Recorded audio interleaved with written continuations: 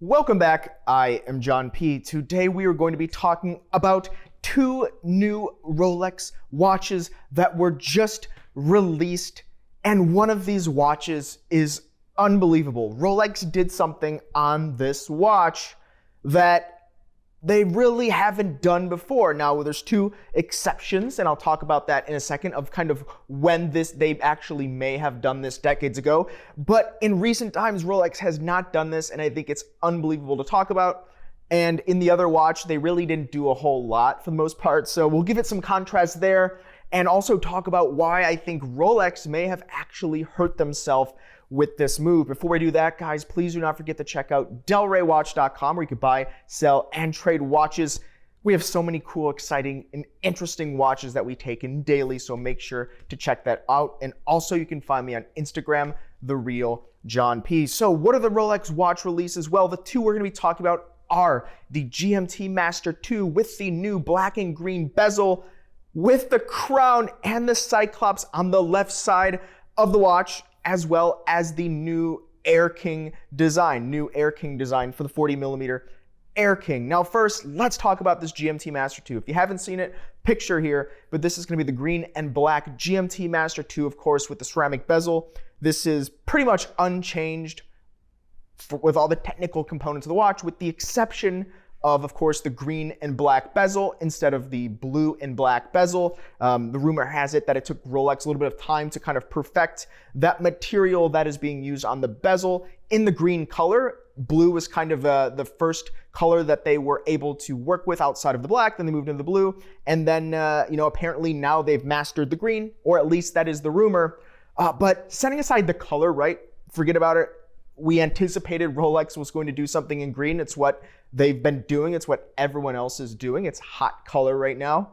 Rolex put the crown and the cyclops on the left side of the watch. So this watch is going to be likely intended for a left-handed person, so they could wear the watch on the right wrist and still enjoy the same kind of operation of that functionality, though some left-handed people wear their watch on the left wrist, even though it might not be ideal for them. There are still some left-handed people that love to have the watch on kind of the opposite wrist that would be worn if you were right-handed. But the reality is about 10% of people are left-handed in the United States. So unfortunately, oftentimes the left-handed people do get overlooked. Now, what's interesting about this actually is Tudor has the LHD Pelagos, right? The left-hand drive Pelagos, that is such a hot watch. Whenever we get it in at Del Rey Watch, it flies off the shelf because of that unique factor. People buy the LHD and they're not even left-handed. They just want that the uniqueness that comes with the watch being left-handed. And we see this also sometimes with some of the other brands that produce models where it's on the left-hand side, like Panerai. These things are cool and unique. And while it may be intended once again for the left-handed person, other people get it just because it's something different. Now, Tudor did this and Rolex took it, right? Tudor is kind of the more approachable sister brand of Rolex, and now they're kind of taking that design cues. Now, decades ago, there were two references that are known that did have essentially the crown on the left-hand side, but the reality is you can kind of just turn a watch upside down. So there's a little bit of gray area with those exact watches that were found. But regardless, what we see here is Rolex doing something that is totally out of the norm, totally far out of what people think Rolex is. They change little tiny things, maybe a color, maybe they update a movement every 5 years or so. At least that's what they've been doing, sometimes sooner depending on the model. But they actually did this and they made something unique, and this is something you'd see from a much more younger, newer, more versatile and agile brand like Tudor. So why are they doing this? I don't think that they actually need to do this, right? There's no shortage of demand of Rolex watches. Is this to attract left-handed customers? I don't know. I don't think so, right? A lot of people that are buying these Rolex sport models are dealers, flippers, etc., looking to resell the watch. So are they going to end up on the wrist of the left-handed wearer? Statistically, probably not, if 10% of people in the US are left-handed, roughly. So what's the reason? What is the logic behind this? Well, I think probably the logic is they just wanted to see what would happen if they did, right? I think we live in a world today where brands are starting to do things that are seemingly unthinkable from kind of that old world history of watch brands, right? People are a little bit more casual today, at least in the West. People are out there kind of just doing whatever they want to do.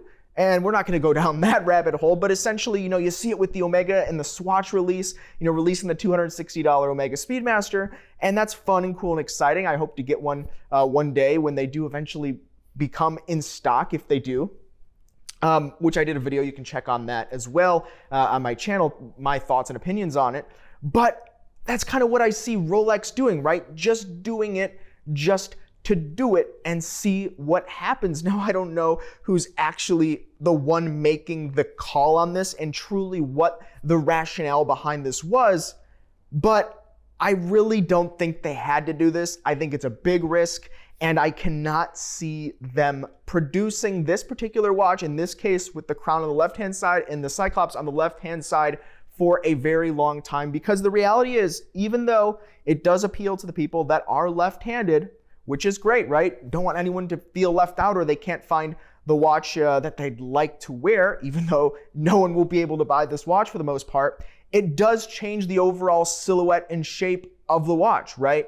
Traditionally, everything's on the right. Now you're starting to have watches on the left. It changes the silhouette of the watch, which I don't think is the biggest deal in the world, but it does introduce quite a variance in the product catalog. So will we start seeing reworking of movements or turning cases upside down, start seeing Daytonas and things with the pushers on the left?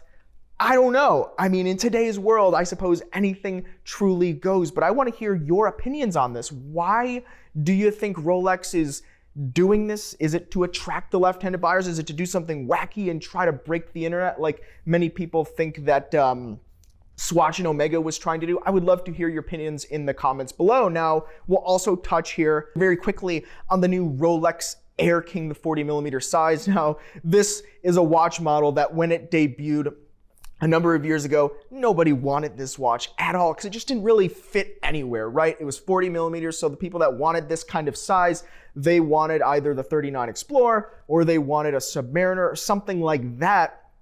And so this watch was kind of overlooked, but as time went on, people kind of got this cult following behind it. And as Rolex has become just so desirable, so unobtainable for the most part at retail, this watch has just kind of grown in demand with the rest. And so I'm actually pretty excited to see them keeping this in the product line. I don't think it has a clear-cut trajectory of what they're going to do with it, but what they did do with it is they added the crown guards to make it truly more sporty, right? Protecting the crown guards, protecting the crown rather, so that it can be used in more day-to-day wear without worrying about the crown much. So it's a little bit more rugged, rough and tumble, I suppose you could say.